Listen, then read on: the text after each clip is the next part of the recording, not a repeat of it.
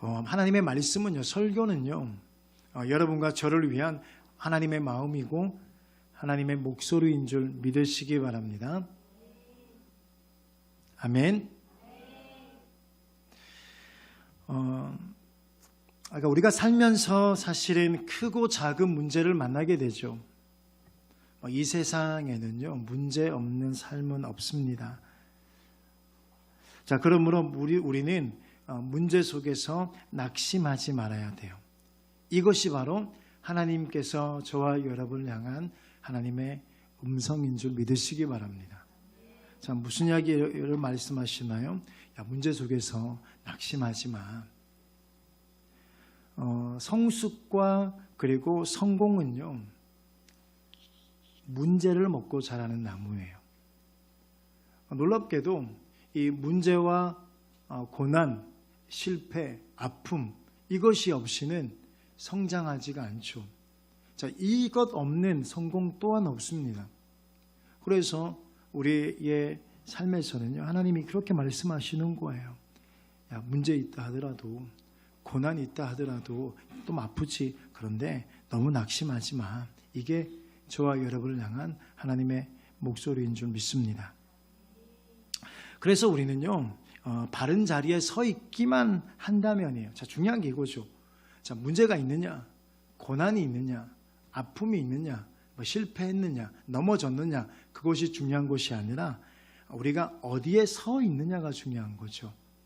주 임재 앞에, 하나님 앞에 서 있어야 될 줄 믿습니다. 그러니까 그렇게 바르게 서 있기만 하면 문제는 성공으로 가는 통로가 될 줄 믿습니다. 우리가 정직과 성실로 하나님을 신뢰한다면이죠. 자, 우리가 그 현장에서, 자, 우리가 살아가면서 작은 문제, 큰 문제, 고난과 실패, 아픔과 절망의 그 현장에서, 그 눈물의 현장에서 변함없이 정직함과 성실함으로 하나님을 신뢰한다면 하나님은 반드시 그 모든 문제를 해결하시고 응답하실 줄 믿으시기 바랍니다. 자, 제가 이렇게 말했죠. 그렇게 믿음으로 서 있기만 한다면, 또 정직과 성실로 하나님을 신뢰한다면, 이게 가정이죠. 자, 우리는 참 그럴 때가 많습니다. 교도소에 가보면요, 두 가지 유형의 사람들이 있다고 해요. 자, 교도소를 가보면 두 가지 분류가 유형이 있죠. 여전히 반성을 안 해. 자신의 했던 그 죄를 반성하지 않고 내가 이렇게 한 것은 그 사람 때문이야? 아니면 그 환경 때문이야? 그런 것 때문에 내가 이럴 수밖에 없었어. 이게 구제불능이에요. 이분들은요, 진짜 구제불능이죠. 다 전부 다 자기 자신의 반성은 하지는 안 하고 끊임없이 그냥 남의 탓만 하는 거예요. 환경 탓을 하고 사람 탓하고 탓만 하는 거죠. 이게 교도소를 가면 정말 많다고 해요. 그러니까 남의 탓하고 환경 탓하고 문제 탓하고. 또 하나의 부류가 있대. 좀 희망이 있고 소망이 있는 부류인데요. 이분들은 이렇게 한대요. 만약에 그때 내가 참았더라면, 이게 대부분 많은 부류들이 그렇대요. 내가 그때 참았더라면, 내가 그때 그거 하지 않았더라면, 내가 그때 그렇게 견뎠다면, 그때 참았더라면, 그때 그거 하지 않았다면, 이러면서 후회하면서 자신을 이게 반성하는 그런 부류가 있대요. 그런데 한번 좀 생각해 봤는데요. 좀 그것도 안타깝죠. 늦은 후회잖아요. 늦게 후회하는 거잖아요. 그때 참았더라면. 여러분, 우리는 인생은요, 인내죠. 참는 거예요. 여러분 인생 한번 물어보십시오. 이게 나이가 조금 들다 보면요, 진짜 하나예요. 참는 거예요. 참는 거. 견디는 거예요. 견디는 거. 인내하는 겁니다. 얼마나 더 참을 수 있느냐고요. 얼마나 더 인내할 수 있느냐고요. 얼마나 더 견딜 수 있느냐의 문제죠. 이게 인격이에요. 인격. 빨리 참지 못하고 부르르 하는 건 인격의 문제죠. 성숙의 문제라는 겁니다. 자, 오늘 저와 여러분이 그래서 우리 인격으로는 이게 불가능한 거예요. 사실은 하나님의 성숙함으로 우리가 성숙해져야 될 줄 믿습니다. 끝까지 아무튼 하나님을 신뢰하며 나가는 거죠. 자, 우리 가만히 한번 또 돌아보면요, 참 그렇더라고요. 우리 아까 마지막 찬양 드렸지만은요, 이 또한 지나가리라. 참 이 또한 지나가리라. 여러분, 시간이 흐르고 나면 참 그렇구나, 지나갔네.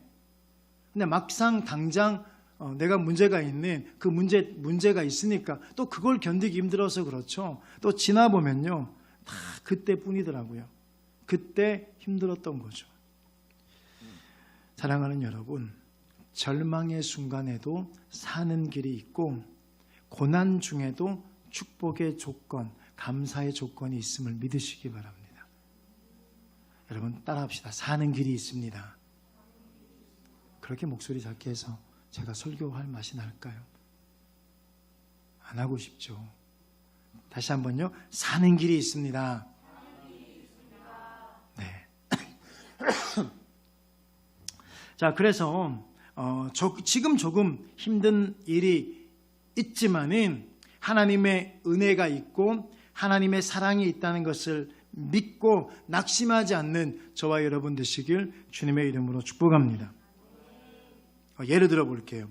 자, 문제는요, 새의 날개와 같아서 귀찮지만 그것이 있어야 날 수가 있죠. 여러분, 그 새의 날개가 얼마나 무겁고 거추장합니까?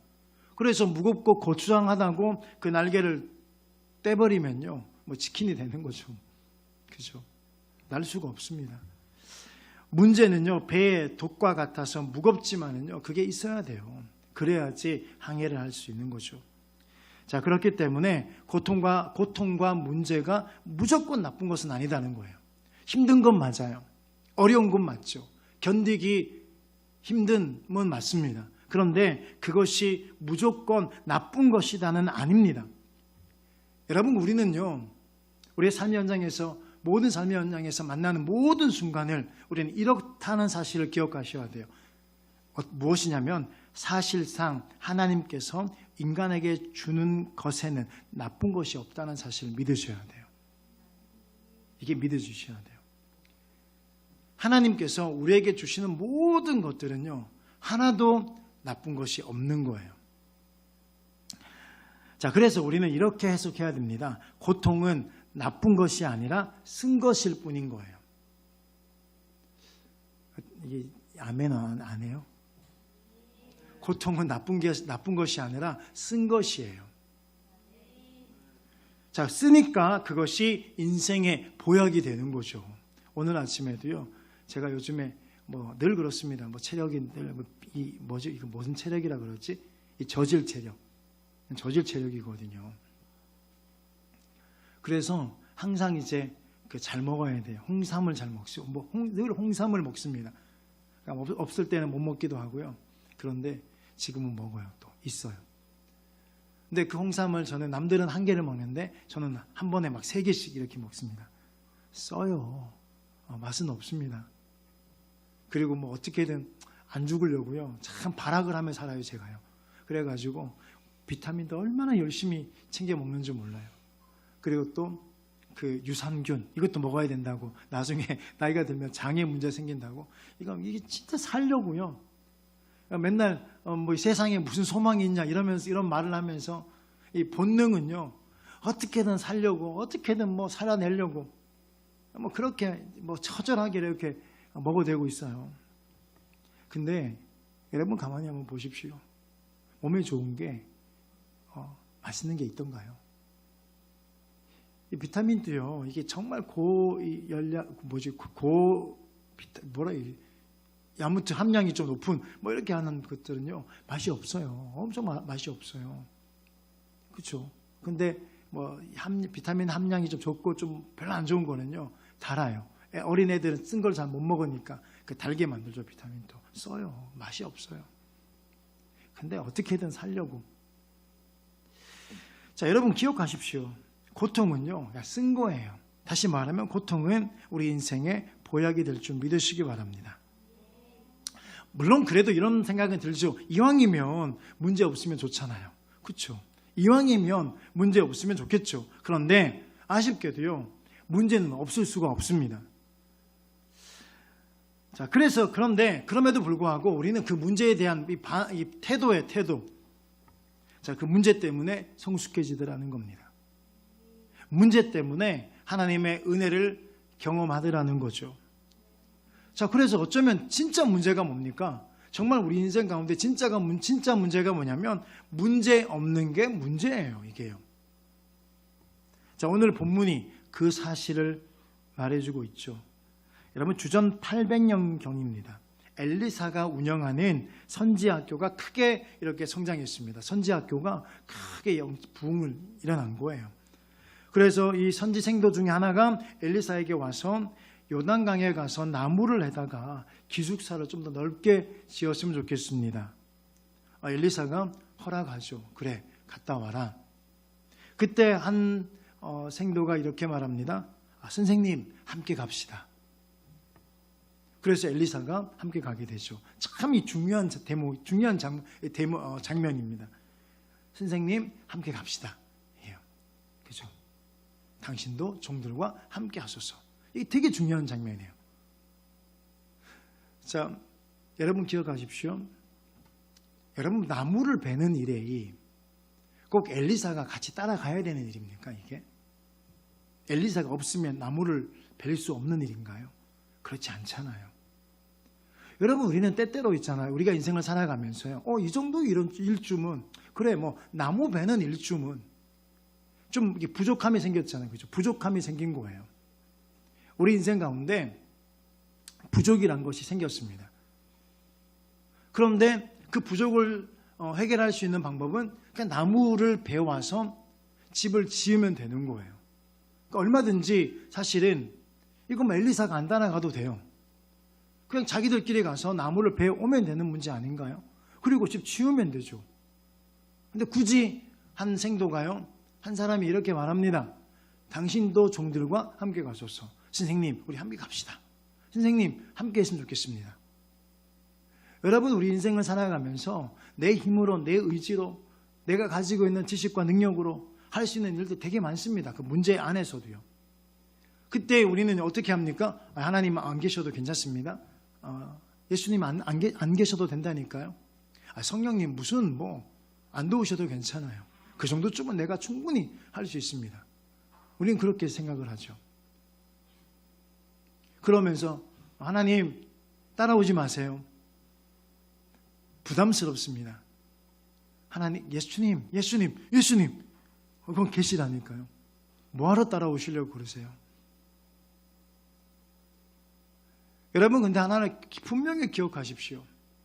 이게 너무 중요한 대목이에요. 선생님, 함께 해주십시오. 오늘 우리 인생 가운데 하나님, 나와 함께 해주세요. 예수님, 나와 함께 해주세요. 성령님, 나와 함께 해주세요. 너무 중요한 것인 줄 믿으시기 바랍니다. 할 수 있다 하더라도요, 충분히 감당할 수 있다 하더라도요, 하나님, 오늘도 나와 함께 해주세요. 하나님, 같이 가시죠. 할렐루야. 자, 그래서 이제 요단강에 갔습니다. 함께 갔죠. 자, 요단강에 가서 도끼로 나무를 베는데요. 한 생도의 쇠도끼 날이죠. 날이 물에 빠져버렸습니다. 정말 중요한 건축 도구가 사라진 거죠. 보십시오. 충분히 자신들이 할 수 있다고 생각했지만은요, 여러분, 문제가 생긴 거예요.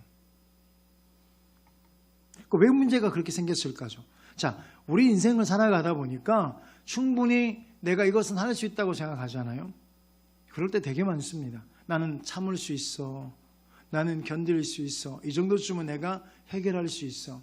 이런 것들 되게 많거든요. 그런데 그 연장에도 문제가 생기더라는 겁니다. 오늘 보십시오. 아니, 나무 베는 정도는요, 인진이 정도만 가도 할 수 있어요. 그게 뭐가 어렵다고. 인서도 가능하겠다 생각해요. 인서의 능력을 무시했네. 이게 아무것도 아니에요. 별거 아니라니까요. 시간의 문제이지. 할 수 있어요. 요즘에 보니까 가끔마다 저는 그런 걸 유튜브에서 안 보는데 왜 그런 알고리즘이 생기는지는 모르겠는데요. 오지에서 집을 짓는 왜 그렇게 웃으세요? 오지에서 집을 짓는 그 여자들의 제 유튜브 알고리즘에 그렇게 자꾸 떠요. 이거 친구들이 보는 것도 뜨나요? 내가 보는 것만 뜨나? 나 그거 안 보거든요. 근데 이게 자꾸 떠요. 자꾸 그게 여자들이 자꾸 아가씨예요, 아가씨. 호리호리한 그 자매가 오지로 들어가서 톱 하나 들고 들어가고 이상한 호미 같은 곡괭이도 아니고 호미 같은 걸 너 알아? 너도 뜬 적 있어? 누군가가 보고 있구나. 이거 지금 이게 조심해야 돼요. 여러분 조심하게. 그리고 어떤 때는요, 이게 좀 여기서 말해야 되는지 모르겠는데 자꾸 누군가가 레이싱 거를 보나 봐. 이게 자꾸 누가 보고 있어, 이거 지금. 자꾸 있잖아요. 팬티만 입은 그 언니들이 자꾸 나타나요. 자꾸 제 유튜브 채널에 이름도 내가 하도 자꾸 나타나서 내가 이름도 기억했는데 잊어버렸네. 한모 씨도 있고 아무튼 그래요. 한모 여자도 있고 누가 자꾸 보나 봐. 자꾸 떠요.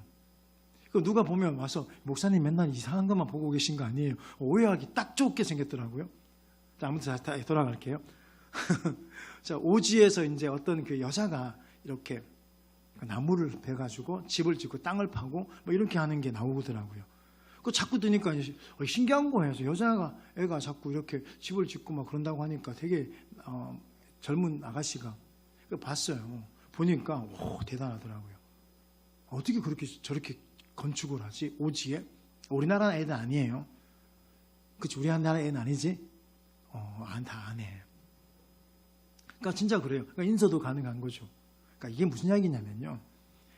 충분히 우리 힘으로 가능하다는 것들, 할 수 있다는 것에 문제도 생기더라는 겁니다. 문제 생겼잖아요. 지금 왜 문제가 생겼냐고, 그러면. 가능한 일인데, 충분히 엘리사가 따라오지 않아도 할 수 있는 일인데 왜 문제가 생겼냐고요. 첫 번째요. 도끼를 잃어버린 첫 번째 이유가 뭐냐면 위험한 곳에서 일을 했기 때문에 그렇습니다. 아니, 그 나무를 벨 때 왜 그 물 가까이에서 나무를 베냐고요. 그 위험한 곳, 물에 빠질 수 있는 그곳에서 왜 하필이면 거기에서 나무를 베냐고요. 아니, 조금 떨어진 곳에서, 그죠? 물이 없는 곳에서, 물 가까이가 아닌 물에서 떨어진 곳에서 나무를 베면 그거 안 받았을 거 아니냐고. 근데 하필이면 왜 거기서 했냐고요. 왜 그랬을까요? 물 가까이에 있는 나무가 집을 짓기에 훨씬 좋은 제목으로 보였던 거예요. 더 좋아 보였던 거죠. 물에서 떨어진 나무보다는 물 가까이 있는 나무가 당연하겠죠, 그건요. 그죠? 물 가까이 있는 나무가 훨씬 더 잘 자랐을 거예요. 그래서 훨씬 더 보기에 좋았을 것입니다. 그래서 물 가까이에서 벌목을 한 거예요. 그래서 잃어버린 것입니다. 여러분, 이 문제를요, 우리 영적 생활에, 신앙생활에 한번 적용하고 고민해 보셔야 돼요. 자, 우리의 영적 신앙생활에서 승리하기 위해서는요, 피해야 되는 거죠. 위험한 관계를 피하고, 위험한 곳을 피하고, 위험한 말을 피해야 되는 거예요. 여러분, 피하는 게요, 이게 믿음이에요, 믿음. 위험한 관계를 피하고, 아무리 좋아 보여도, 아무리 그 사람이 좋아 보여도, 아무리 그 사람이 대단해 보여도 위험한 관계는 피해야 되고요. 아무리 그곳이 아름다워 보이고 편해 보이고 좋아 보인다 할지라도 그것이 위험한 곳은요, 피해야 되는 겁니다. 위험한 말은 함부로 하면 안 되죠. 자, 그래서 아무리 좋아 보여도 가지 말 곳은 가지 않고, 듣지 않아야 될 말은 듣지 않고, 하지 말아야 할 말은 하지 않아야 되겠죠. 품지 않아야 될 생각은 품지 않아야 될 줄 믿습니다. 이게 중요한 거예요. 자, 위험한 곳에 가까이 하지 않기. 자, 여러분, 첫 번째 이유가, 문제의 원인이 뭐냐면 위험한 곳에 가까이 갔기 때문에 그래요. 오늘 여러분 우리의 신앙생활, 우리의 삶을 한번 점검해 보셔야 됩니다. 내가 문제가 생겼는데 왜 그 문제가 생겼는지, 위험한 곳에 가까이 갔기 때문이 아닌지에 대해서 한번 점검해 보셔야 되고요. 오늘 우리의 신앙생활이 문제가 있는 것은 또 영적으로도 위험한 곳에 가지 않았는지, 다시 말하면 예를 들면 그런 거죠. 예를 들면 뭐 야동을 막 이렇게 보는 거야. 그 위험한 곳을 간 거잖아요. 당장은 얼마나 좀 이렇게 이게 뭐야 이게 이 자극을 하잖아요. 쾌락적이고 얼마나 그래요. 그러나 보지 않는 거죠. 위험한 곳은요. 내 영을 죽이니까. 당장은 그것이 좀 잠깐의 기쁨은, 쾌락은 누릴 수 있을지 모르지만은요. 여러분 제가 술 마시고 담배 피는 것에 대해서 극도로 막 극혐하는 건 아니에요. 여러분 아시죠? 극혐하는 건 아니에요. 그런데 할 수만 있다면 예를 들면 집에서 조용하게 반주를 한다든지, 근데 굳이 막 이상한 곳에 가서 그죠, 이렇게 옆에 있는 벗고 다니고 막 이렇게 춤을 추고 있는 이상한 곳에 갈 필요는 없잖아요. 아 그래요? 가는 게 좋아요? 왜 이렇게 거기 오늘따라 이렇게 오늘 웃어? 성인이지 참, 너는 생각해 보니까. 그래도 가면 안 돼. 굳이 갈 필요가 없다는 거죠. 위험한 곳이니까. 우리 영을 죽이는 거예요. 우리 친구들, 청소년들, 친구들이 나 요즘에 청소년들하고 하면 대화가 안 돼. 미치겠어요. 나 쟤네들이 우리나라 말 하는지 도대체 외국을 하는지 나 진짜 대화가 안 돼서 정말 너무 속상해요. 아무튼. 근데 희한한 게요. 얘네들은 욕으로 시작해서 욕으로 끝나잖아요. 욕으로 시작하거든요. 욕으로 끝나. 욕 빼고 이야기하라 그러면 대화를 못 하잖아요. 어머 그랬니? 어떻게 해야 되지? 대화를 우리 그만 이야기하자. 안녕. 이야기를 못 해요. 그러니까 욕으로 시작해. 욕으로. 근데 그 욕하는 곳에 가 있으면 우리가 나도 모르게요. 우리 영이 그렇게 아픈 거죠. 할 수만 있다면 우리가 위험한 곳은 가지 않는 것이 은혜인 줄 믿습니다. 그러니까 피하는 것이 은혜인 거예요. 피하는 것이. 피하십시오. 또 도끼를 잃어버린 이유는 뭐냐면 내게 아닌 거예요. 내게. 이 도끼가 내게 아닌 거예요. 내게 아니다 보니까 손에 익숙하지 않았습니다. 사랑하는 여러분, 마찬가지죠. 다른 사람이 어떤 방법으로 성공했다 해도 그 무조건 따라할 필요는 없습니다. 내게 아닌 건요. 안 돼요. 그거 사실요. 그렇게 따라 해본들 마치 도끼가 익숙하지 않다 보니까 도끼를 잃어버린 것처럼요. 그 사람이 요즘에 그 유튜브에 보면 성공하는 비결, 부자 되는 방법 엄청 많습니다. 장난 아니에요. 그거 따라한다고 해서, 그거 다 듣는다고 해서 넌 또 어디를, 엄마를 왜 쳐다봐 넌 또. 얘네 형제가 오늘 이상하네 오늘. 여러분 그렇잖아요. 그거는 참고는 해야 되겠죠. 공부는 해야 되니까. 여러분 그 방법으로 성공한다고 해서 무조건 따라할 필요는 없습니다. 알리바바의 창업자 마윈이 이렇게 이야기를 하죠. 성공하는 방법은 사람마다 달라도 실패하는 이유는 간단하다. 포기하기 때문이다. 여러분 지금 이 무슨 이야기 하느냐면요. 실패의 길은 하나야. 하나 딱. 실패는 왜 실패합니까? 포기하기 때문에. 실패의 길은 딱 하나고요. 그러나 성공의 길은 뭡니까? 많다는 거예요. 그러니까 성공하는 방법은 사람마다 달라요. 많아요. 아주 많아요. 자, 그래서 무조건 따라하는 것이 아니라 내 손에 맞는 도구가 필요하고요. 내 형편에 맞는 방법이 필요하고요. 내 달란트에 맞는 방법이 필요하다는 겁니다. 무조건 저 사람이 저렇게 했다고 따라하는 게 아니고요. 나한테 맞는 방법이 있는 겁니다. 여러분 우리의 신앙생활도 동일해요. 세상만 그런 것이 아니라 우리 신앙생활도 동일한데 하나님께서 내게 주신 것이 있어요. 하나님께서 다른 사람이 아니라 내게 주신 것이 있습니다. 그 내게 주신 것을 가지고 그것을 소중하게 여겨야 됩니다. 아니 다른 사람을 보니까 누구는 너무 예를 들면 잘생기고 이뻐, 외모가 끝내줘.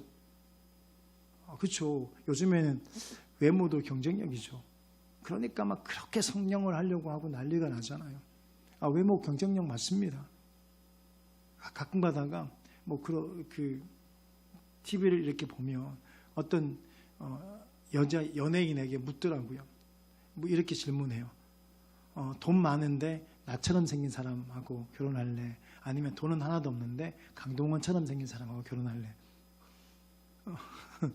그러니까 어떤 선택을 하는지 여러분 상상이 되시죠? 여자들이 그런데요. 돈이 없어도 강동원처럼 생긴 사람과 결혼하겠습니다.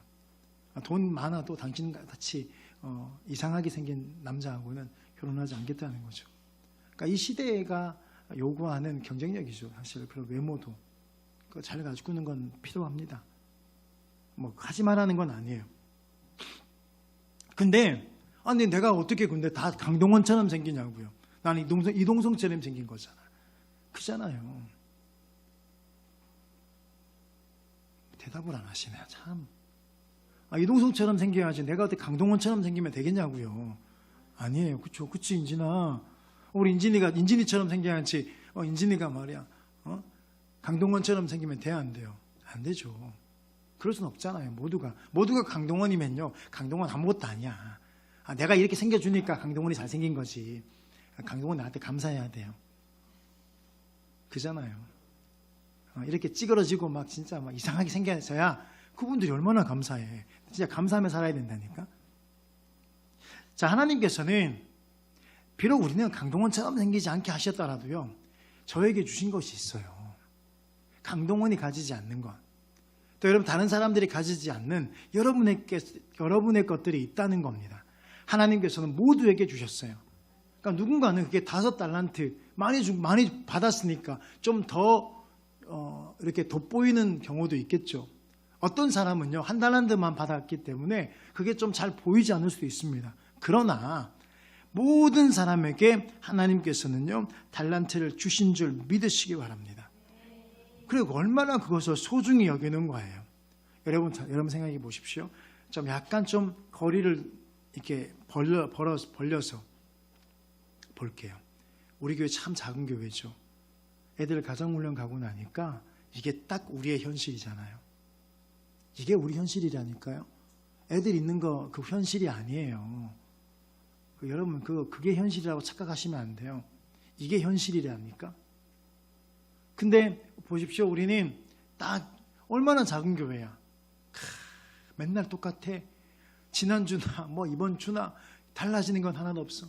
달라지는 거는 목사님의 잔소리만 자꾸 달라지고 늘어나고 저놈의 꼰대 본성이 자꾸 드러나가지고 자꾸 그것만 자꾸 달라지고 달라지는 거는 하나도 없어. 그러니까 쳐다보니까 집사님의 주름살이 하나 더 늘었네. 이런 정도. 이 학생들은 지난주보다 오늘 4가지가 더 사라졌네. 이런 정도. 그거 아닌가요? 달라진 게 없어요. 그런데 여러분 기억하십시오. 하나님께서 주신 작지만 이 교회를요 소중하게 여겨야 될 줄 믿습니다. 이게 정말 소중해져야 돼요. 우리 교회 목사님이 정말 맨날 또 잔소리는 늘어나고 있지만은 맨날 그 사람이지만은 변화되지 않고 똑같은 상황이지만은 그런데 하나님께서 주신 우리 교회 소중하게 여기셔야 돼요. 또요 여러분의 가정이 참 별거 아니죠. 참 보잘것 없죠. 그런 생각이 많이 들잖아요. 아니 우리 엄마는 왜? 아빠는 왜? 이런 생각들 애들 다 하잖아요. 다 하거든요. 여러분들 기억하십시오. 엄마는 왜 저래? 아빠는 왜 저래? 그 생각하기 전에 나는 그러면 너희들 엄마보다 너희들 아빠보다 더 훌륭한 사람 되십시오. 여러분은 그 사람이 안 되면 되잖아요. 부모 안 닮으면 되잖아요. 여러분 그게 간단한 거예요. 근데 맨날 부모 탓하고 맨날 그죠. 엄마 탓이고 아빠 탓이고 부모 탓하는 거예요. 탓하지 말고 그런 부모 되지 마십시오. 그러면 되는 거예요. 근데 그 전에 해야 될 게 있는 게 뭐냐면 소중하게 여겨야 된다는 거예요. 그 부모 주신 그런 부모님 주신 그 하나님의 은혜에 소중하게 여기셔야 되는 겁니다. 아멘. 물론 반대도 동일합니다. 참 자식 키우면요, 이 부모들은 절대로 자식들에 대해서 만족할 수가 없습니다. 왜냐하면 그 나이가 아니잖아요. 우리 나이가 아니잖아 사실. 초등학생이 50대처럼 생각하고 행동한다고 봐요. 그게 초등학생인가? 중학생이, 고등학생이 20대가, 30대가, 제가 30대까지 얼라들이 30대까지. 그러니까 뭐 어리다고 무시한다는 이야기가 아니고요.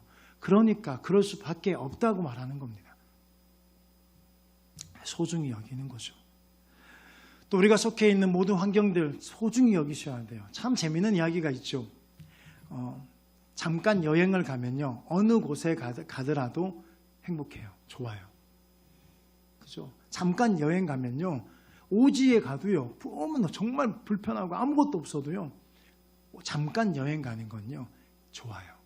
그런데 정말 좋은 곳이라도, 정말 아름다운 곳이라도, 지상 천국이라고 하는 곳이라도요, 거기서 살면요, 그건 일상이 되어버립니다. 똑같아진다는 거예요. 똑같아요. 여러분 한번 생각해 보십시오.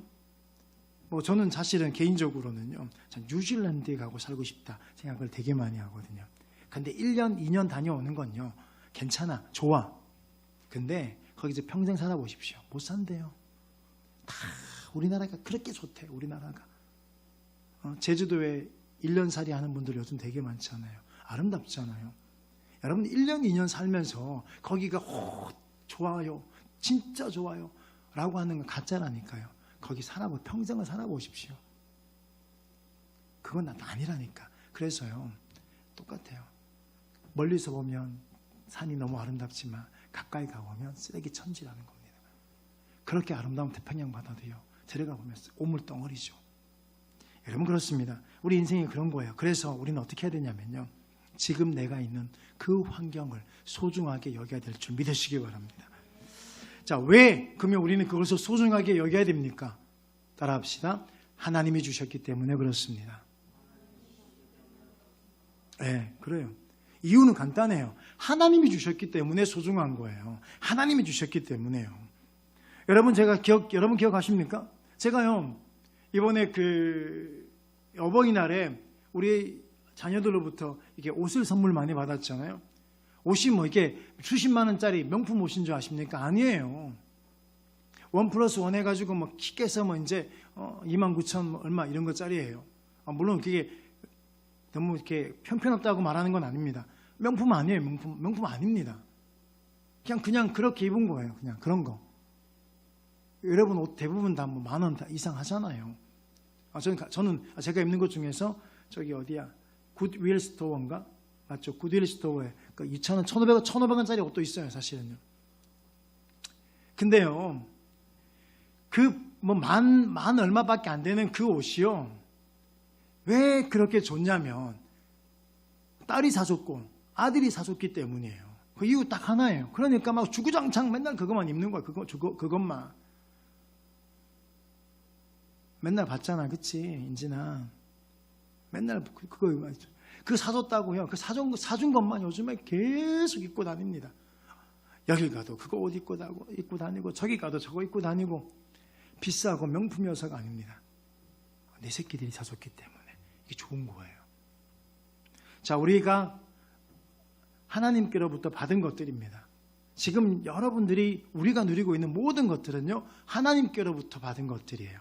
그래서 소중한 것인 줄 믿으시기 바랍니다. 그래서 있잖아요, 남의 것만 좋게 생각하지 말고 내게 있는 것, 내가 가지고 있는 것을 소중하게 여기는 여러분 되시길 주의 이름으로 축복합니다. 여러분, 좀 학벌이 부족해도요, 말씀을 깨닫고 순종하는 마음은요, 학벌보다 소중한 것인 줄 믿으시기 바랍니다. 여러분, 서울대 졸업장이 중요한 것이 아니고요, 하나님 말씀에 아멘하고 그 말씀에 순종할 수 있는 것이요, 그것보다 훨씬 중요한 거죠.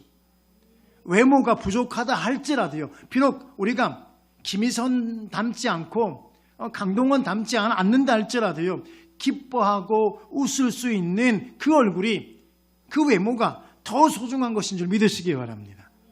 여러분, 그래서 웃으면 돼요. 인진이 웃는 게 얼마나 이뻐요. 눈이 안 보이는 게 너무 이쁘잖아요. 웃는데 눈이 안, 쟤는 너무 이쁘게 웃어. 눈이 보이지 않게 웃어요.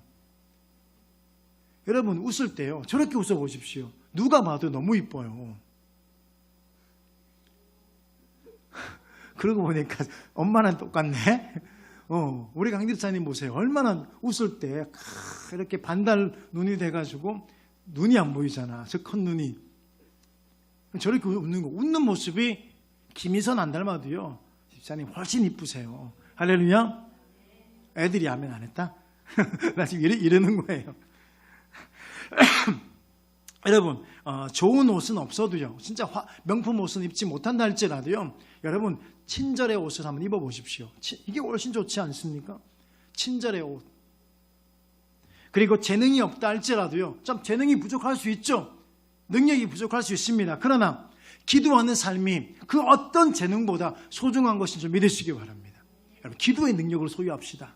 비록 재능은 좀 부족하다 할지라도요, 능력은 없다 할지라도 기도의 능력을 우리가 가지고 있다면요, 그것 가진 것보다 훨씬 큰 능력 가진 줄 믿으시기 바랍니다. 여러분, 말 좀 못할 수 있습니다. 어떤 사람은 말 잘 못해요. 이런 사람이 있잖아요. 괜찮다니까요. 말은 좀 못하더라도 진실한 마음. 여러분, 말 잘하는데 진실하지 않아. 맨날 거짓말만 해요. 그게 무슨 소용이 있습니까? 말은 못하더라도요, 저 사람 너무 진실해. 저 사람 말은 정말 신뢰가 가. 여러분, 그것이 더 소중한 것인 줄 믿으시기 바랍니다. 여러분, 예를 들어 볼게요. 사도 바울 보십시오. 키가 너무 작았던 사람이잖아요. 키도 작은 사람이었고, 외모는 머리가 일찍 탈모가 온 사람. 그리고 사도 바울 얼마나 찌질했으면 결혼도 못했잖아. 노총각이. 찌질해서 노총각이 아닐 수도 있겠죠. 노총각이에요. 아무튼 또 뭐 우리가 대충 알다시피 뭐 정확한 건 아니지만 바울은 뭐 간질병도 가지고 있고 뭐 심지어 뭐 백내장 같은 것도 가지고 있었다. 뭐 이런 이야기도 합니다. 건강도 별로 안 좋았다는 이야기예요. 키도 작고 뭐 탈모에다가 결혼도 하지 못하고 몸도 안 좋은 사람. 여러분 보십시오. 그런데 이 사도 바울이 그의 모든 외적인 약점을 극복하고 위대한 전도자가 될 수 있었고, 그 말재주가 없자. 사도 바울은 말재주가 없었어요. 말재주가 없었기 때문에 당대의 위대한 설교자가 될 수는 없었습니다. 그러나 글재주를 가지고 있었던 거예요. 그래서 성경 13권을 남기는 위대한 일을 해낼 수 있었는 줄 믿으시기 바랍니다. 여러분, 그렇습니다. 사도 바울은요, 자기가 가지고 있는 것이 좀 부족하고 좀 없는 것들 있었지만은, 그러나 내가 가지고 있는 것들을 가지고 손에 익은 거예요. 여러분, 그게 중요한 겁니다. 지금 내가 가지고 있는 것들, 그것들 중에서 그것들을 잘 활용해서 손에 익으면 반드시 충분하게 성공한 인생을 살게 될 줄 믿으시기 바랍니다. 그래서 피트 데이비스가 쓴 전념이란 책이 있습니다. 이 책이 있어요. 한번 읽어보세요. 자, 이 책에 이런 말이 있습니다. 지겨운 과정은 있다. 그것은 성장의 과정이다. 지겨움을 이겨내는 순간 즐거움이 찾아올 것이다. 여러분, 이 이야기가 무슨 이야기입니까? 자, 지겨운 과정은 있다. 지겨운 과정. 여러분 보십시오. 학생들이요, 저한테 가장 많이 하는 이야기가 성적이 오르지 않아요. 열심히 공부하는데 성적이 오르지 않습니다. 이런 게 되게 많아요. 또 우리 또 음악하는 친구들은 더더욱이 느껴지죠. 정말 열심히 하는데도 잘 안 늘어. 여러분, 열심히 돈 모은다고 해서 갑자기 막 빌딩 사고 그럽니까? 그것도 아니잖아요. 아니라니까요. 그런데 여러분 보십시오. 자, 보세요. 자, 지겹고 힘들더라도 손에 익을 때까지예요.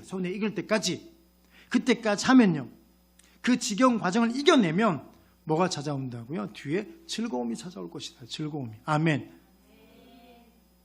아까 마윈이 말한 것처럼요, 왜 성공하지 못하냐면요, 포기하기 때문에.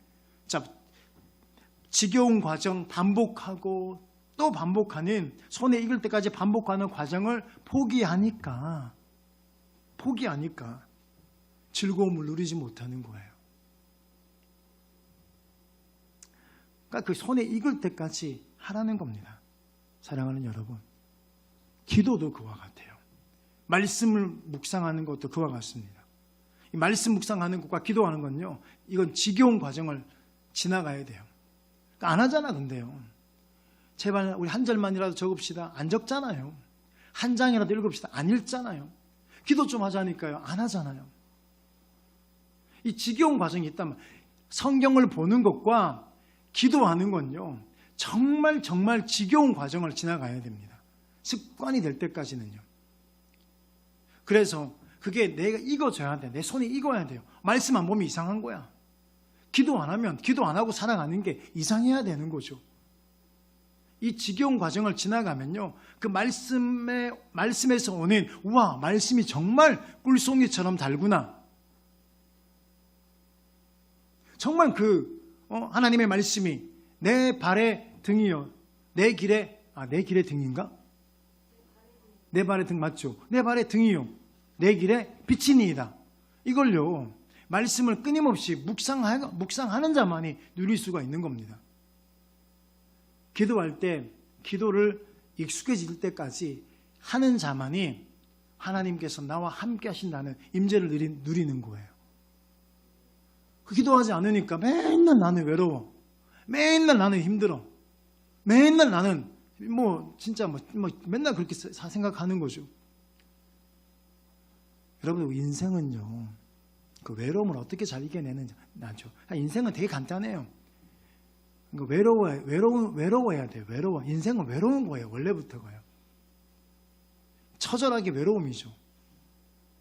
그 외로움 속에서 인생은요, 하나님을 만나는 게 인생입니다. 외로움 속에서 하나님과 동행하는 게 이게 인생이라고요. 외로움 속에서 하나님께서 만나게 하신 사람들과 동행하는 것이 인생입니다. 그러니까 먼저가 외로움이라는 거.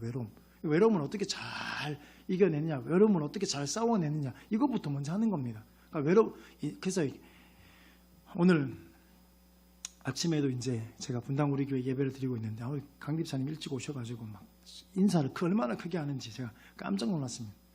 근데 이찬수 목사님께서 하필이면 또 그 이야기를 하시더라고요. 결혼을 꼭 해야 되는 건 아니라고 생각한다. 하지 말라는 게 아니에요.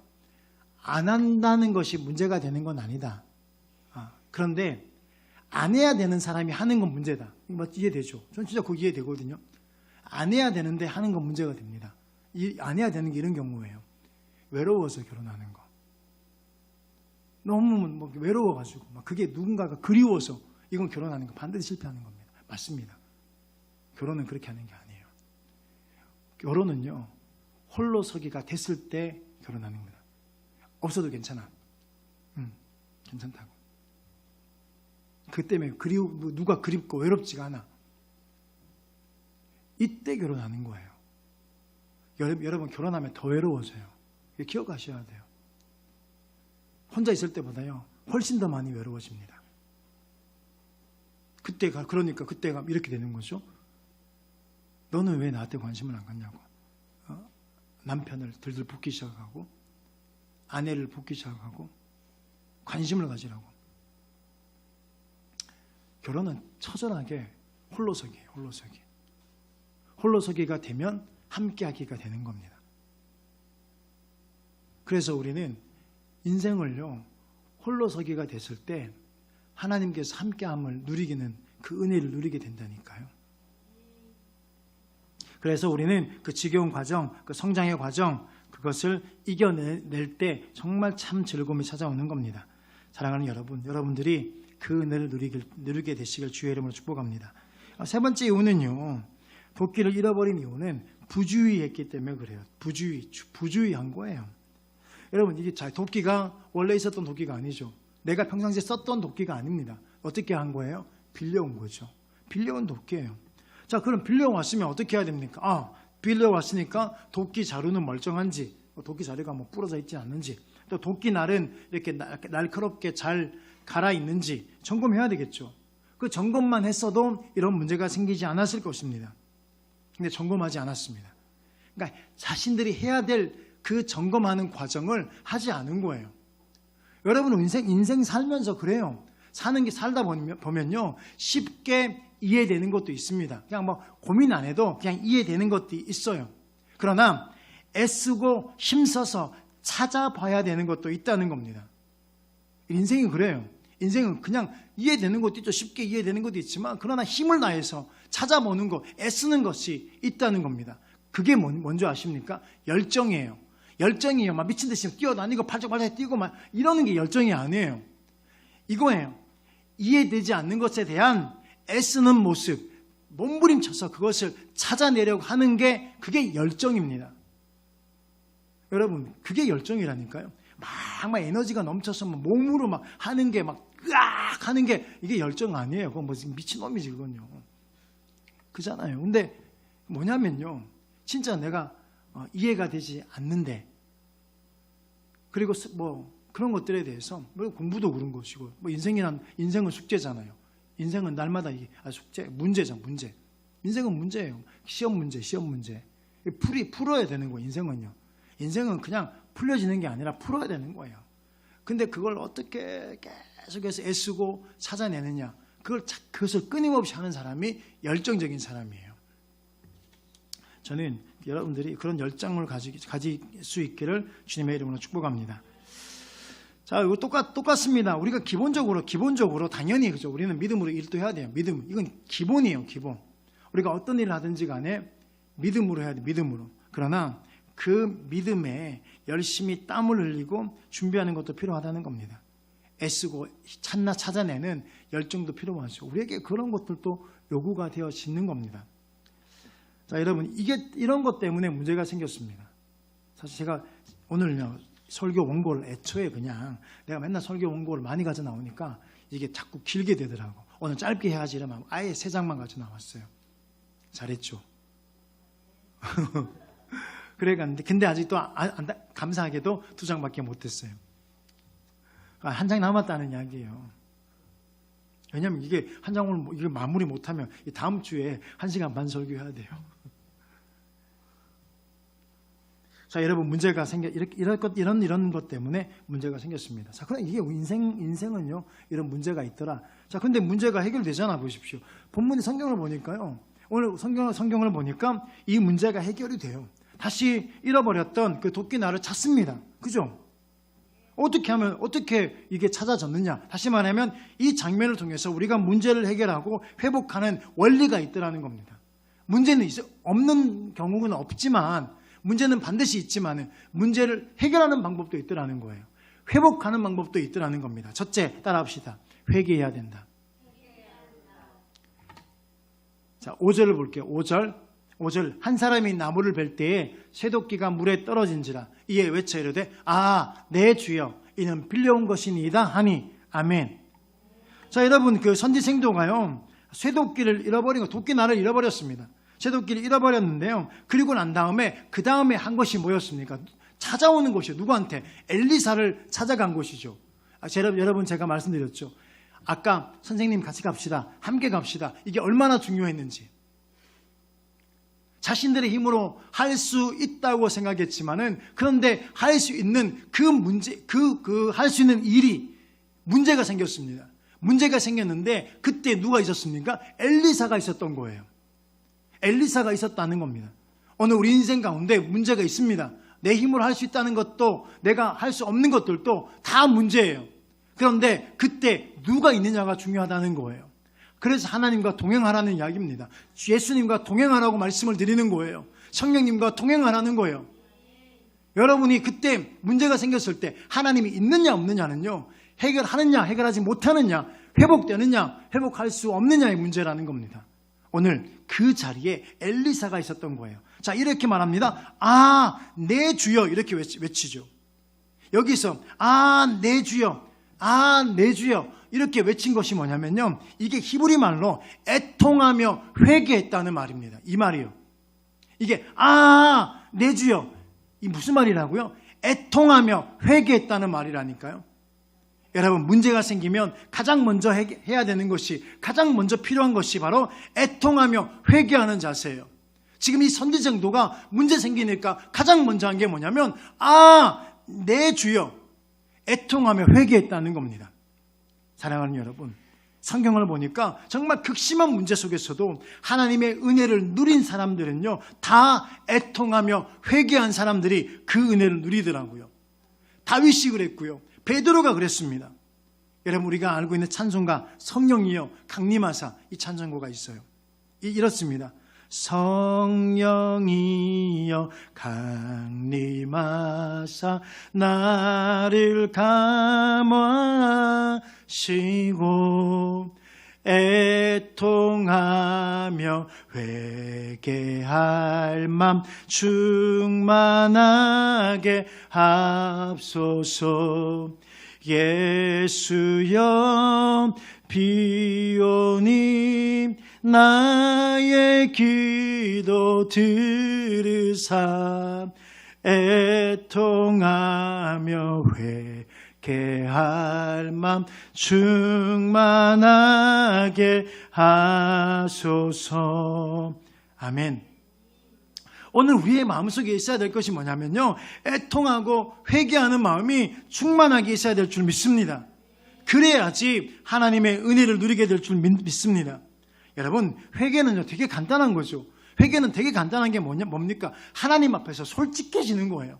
예수님 앞에 솔직해지는 게 회개죠. 자꾸 덮는 게 아니에요. 변명하고 핑계대는 게 아니고요, 솔직한 거예요. 여러분, 그거 아십니까? 한 가지 거짓말을 가리기 위해서는요 또 10가지의 거짓말이 필요하대요. 여러분, 그러면 또 10가지의 거짓말이 또 생기잖아요. 그 10가지의 거짓말을 가리기 위해서는 또 몇 가지의 거짓말을 해야 됩니까? 100가지의 거짓말을 해야 되는 거예요. 그래서 거짓말하는 사람은요 결국에는 들통날 수밖에 없는 겁니다. 어떻게 그 거짓말을 다 가릴 수가 있나요? 그러니까 거짓말은 반드시 드러나는 겁니다. 가리려고 하지 마세요. 나만 힘들어요. 더 힘들어집니다. 바로 애통하고 회개할 마음은요 예수님 앞에, 하나님 앞에 솔직해지는 마음이에요. 솔직하게, 하나님, 제가 하나님 뜻대로 살지 못했습니다. 내가 죄를 지었습니다. 내가 감사를 잃어버렸습니다. 내가 원망하고 불평했습니다. 이런 거죠. 이 상황에 빗대면요, 하나님, 쇠도끼 잃어버렸습니다. 이렇게 하는 거예요. 쇠도끼 잃어버렸습니다. 지금 바로 와서 내 주여, 애통하며 회개하잖아요. 엘리사에게 찾아와서 모른 척하고 있다가 저녁이 돼가지고 그때까지 모른 척하고 있다가 왜 나무 안 뱉니? 모르는데요. 도끼는 어디 있는데? 몰라요. 그 제가 어떻게 합니까? 이렇게 한 게 아니에요. 내 주여, 애통하며 회개. 제가 실수로 도끼를 물에 빠뜨렸습니다. 바로 그냥 이야기하잖아요. 오늘 저와 여러분에게 이 은혜가 있어야 될 줄 주의 이름으로 축복합니다. 그래서 파스칼은 이렇게 이야기합니다. 인간의 위대함은 자기 자신의 보잘것없음을 깨닫는 점에 있다. 이게 위대함이에요. 인간의 위대함이 엄청난 많은 업적을 남기는 것이 아니라 진짜 인간의 위대함은 정말 나는 보잘것없다는 것을 깨닫는 데 있다는 거예요. 깨닫는 데 있다고요. 사랑하는 여러분, 우리가 부족함을 인정하는 만큼 하나님과 가까워질 수 있습니다.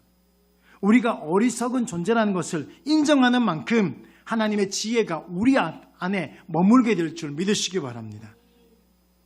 여러분, 그래서요 가끔가다 이런 분들을 만나요. 이해가 되지 않기 때문에 나는 그것을 할 수 없습니다. 이해가 안 되기 때문에 순종을 못 하겠습니다. 이해 안 되는데 그 일을 내가 왜 합니까? 이런 사람들이 있죠. 여러분, 한 번씩 정확히 아십시오. 이해는요 딱 내 수준만큼밖에 이해 못해요. 딱 이해는요, 이해 수준은 딱 내 수준입니다.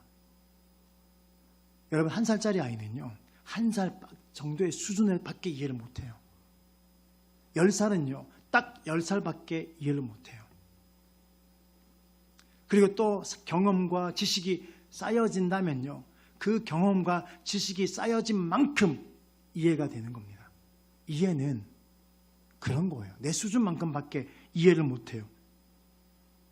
그러니까 다시 말하면요, 이해의 수준은 한계가 있다는 겁니다. 그런데 여러분 생각해 보십시오. 아니 10살짜리 애가 2살짜리 애한테 야, 공부하는 게 얼마나 힘든 줄 아니? 이해가 돼요 그게? 나는 이해가 안 돼. 언니가 뭔데, 오빠가 뭔데, 형이 뭔데, 나한테 그런 식으로 이야기하냐고. 내가 이해가 안 되니까 나는 그잖아요. 2살이니까 너무 차이가 나는구나. 한 5살이 해야 되겠다. 야, 너 숫자 공부 열심히 해야 돼. 한글 공부해야 돼. 공부하는 게 얼마나 힘든 줄 알아? 이해가 안 되는 거예요. 뭐 걔 아이는요, 그때는요, 그냥 뽀로로 보는 게 중요해요. 그냥 유치원에 가서 애들하고 그냥 뭐 이게 싸우고 놀고 그냥 이렇게 이게 중요한데 그 왜 그걸 숫자 공부를 하라고 하고 왜 그거 한글 공부를 해야 되냐고요. 이해가 되냐고요. 그게 자기 수준밖에 이해를 못하는 거죠. 여러분, 이해의 수준은요 한계가 있습니다. 그런데 그 한계를 뛰어넘는 방법이 있다니까요. 그 이해, 내 수준의 한계, 그 이해 한계를 뛰어넘는 방법이 있는데 그것이 바로 자신의 부족함을 인정하는 겁니다. 자신의 어리석음을 인정하는 겁니다. 자, 그러면 어떤 일이 벌어지냐면 더 은혜에 가까워진다는 거죠. 맞습니다. 그러면 하나님의 지혜가 넘치게 된다는 거예요. 맞죠? 여러분 보십시오. 우리가 이해가 안 될 때요, 참 보면 어른들이 하는 것도 이해가 안 돼요. 저도 그렇게 이해가 안 됐습니다. 근데 이해가 안 돼도 순종해야 된다는 게 이게 진리예요. 이해가 안 돼도 따라야 되는 게 이게 진리입니다. 저도 이해가 안 되는 거예요. 근데 살아보니까요, 순종해 보니까요, 순종하니까 그게 이해가 되기 시작하더라는 거야. 되더라고요. 그러면 보십시오. 내가 순종하는 순간 그분의 지혜가 나한테 오는 거예요. 여러분, 텃밭을 여러분 하고 있고 요즘 하고 있잖아요. 텃밭 하고 있는데 고구마 지난번에 한번 심었는데 거의 다 죽었거든요. 그 다음에 또 그래 다시 또 가서 심었거든요. 또 근데도 많이 죽었어요. 진짜 많이 죽었어요. 그러니까 내 생각으로 이렇게 하면 살고 저렇게 하면 살 것 같은데 안 살아, 안 죽어. 어제 또 그저께 또 가서 죽은 그 자리에 또 깨 심었거든요. 너 깨가 살아있는지 안 사는지 몰라. 근데 여러분 보십시오. 우리가 그걸 심을 때 제가 전문가여서 고구마를 이렇게 심었을까? 아니에요. 이렇게 심으세요. 이렇게 말하니까 따라 심었거든요. 그럼에도 불구하고 아까 막 익숙하지 않는 것도 있고요. 그럼에도 불구하고 하면서요, 내 생각이 들어가는 거예요. 아, 이 정도 하면 되겠지. 이 정도면 될 거야. 죽이는 거예요.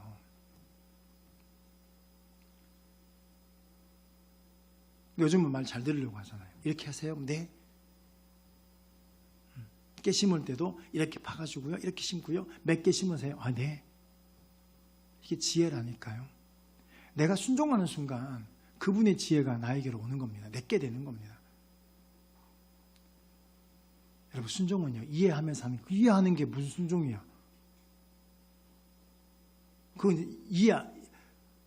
그건요, 아무나 할 수 있는 겁니다. 하나님 말씀이 이게 이해가 돼서 순종할 수 있습니까? 아니라니까요. 하나님 말씀은 이해가 안 돼요. 우리 수준에서 어떻게 하나님을 이해합니까? 그냥 딱 내 수준인데. 그러니까 하나님은 어떻게 사랑의 하나님이라면서 어떻게 전쟁을 일으키고 사람을 죽이고 어떻게 그럴 수 있냐고. 우리 딱 내 수준 이야기죠. 하나님이 살아계시면 내가 왜 이렇게 힘드냐고. 딱 내 수준에서 이야기하는 거예요. 하나님이 살아계신데 하나님은 나를 이렇게 미워하는 것 같아요. 우리 애들이 엄마 아빠한테 하는 이야기가 많죠. 딱 그 수준에서. 그러니까 하나님은 나를 미워하는 분, 나를 사랑하지 않는 분, 그렇게 하나님을 오해하잖아요. 사랑하는 여러분, 오늘 여러분이 어떻게 하냐면요, 이 파스칼이 말한 것처럼 나는 참 보잘것없습니다. 이걸 깨닫는 은혜가 있었으면 좋겠습니다. 내 주여, 애통하며 회개하는 마음, 그 마음이에요. 애통하고 회개하는 마음. 나는 아무것도 아닙니다. 나는 보잘것없습니다. 이게 애통하고 회개하는 마음이에요. 말씀의 결론을 내리겠습니다. 자, 그때 하나님께서 우리를 어떻게 보시느냐죠. 내가 애통하며 회개할 때 하나님께서 어떻게 보시냐면요, 하나님께서는 사랑의 눈으로 우리를 바라볼 줄 믿으시기 바랍니다. 여러분, 자식이요, 그렇게 할 때요, 애통하며 회개하는 마음으로 부모에게 다가올 때 그게 제일 이뻐요. 뭐 공부 잘하고 정말 뭘 이것저것 잘하는 것도 너무 이쁜데요, 그것보다 훨씬 이쁜 게 애통하며 회개하는 마음으로 올 때가 가장 이뻐요. 우리 하나님께서도 동일합니다. 우리가 그렇게 하나님 앞에 다가갈 때 하나님은요, 사랑의 눈으로 우리를 바라보게 될 줄 믿으시기 바라요. 여러분, 문제는 만납니다. 그러니까 문제를 만나요. 문제가 없을 수는 없습니다. 이 반주를 대주시니 문제는 없을 수가 없어요. 여러분, 근데 해결하는 방법이 더 중요하죠. 문제가 있다, 좋습니다. 분석돼야 됩니다. 그런데 진짜 더 중요한 게 뭐냐면 해결하는 방법이에요. 그 해결하는 방법, 첫 번째 키가요. 이 첫 번째 키를 못 열면 두 번째는 소용이 없습니다. 첫 번째 키가 뭐라고요? 애통하며 회개하는 거예요. 애통하며 회개하는 거예요.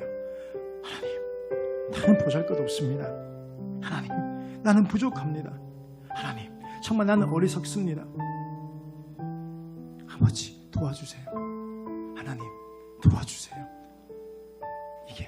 이게 바로 문제를 해결하는 첫 번째 비결임을 여러분 깨달으시고, 이번 한 주간 정말 애통하며 회개하는, 그리고 하나님과 동행하는 여러분 되시길 주님의 이름으로 축복합니다.